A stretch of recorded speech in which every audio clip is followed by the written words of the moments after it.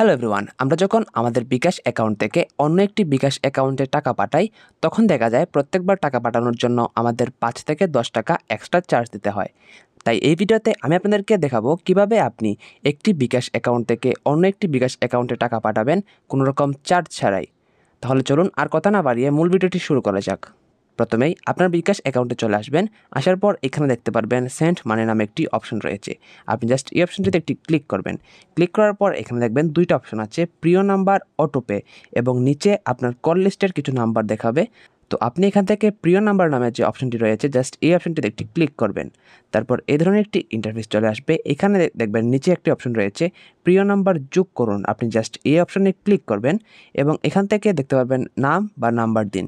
আপনার কল লিস্টে যদি তার নাম্বারটা সেভ থাকে সেক্ষেত্রে আপনি এখানে নামটা দিয়ে দিতে পারেন, তাহলে নাম্বারটা অটোমেটিক চলে আসবে। আর যদি আপনি নতুন নাম্বার অ্যাড করতে চান সেক্ষেত্রে এখানে নাম্বারটা আপনি টাইপ করবেন।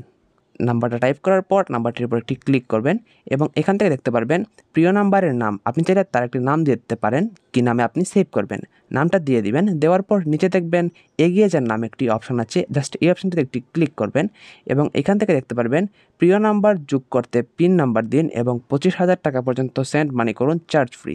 আপনি জাস্ট এখান থেকে পিন নাম্বারটা, আপনার বিকাশ অ্যাকাউন্টের যে পিন নাম্বার রয়েছে সেই পিন নাম্বারটা দিবেন।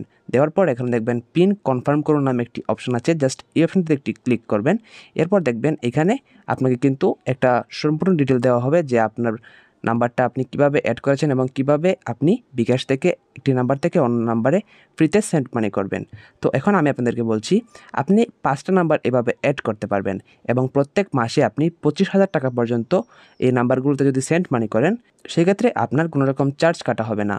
তো এই ছিল আজকের ভিডিও। এভাবেই আপনি একটি বিকাশ অ্যাকাউন্ট থেকে অন্য একটি বিকাশ অ্যাকাউন্টে টাকা পাঠাতে পারেন কোনো রকম চার্জ ছাড়াই।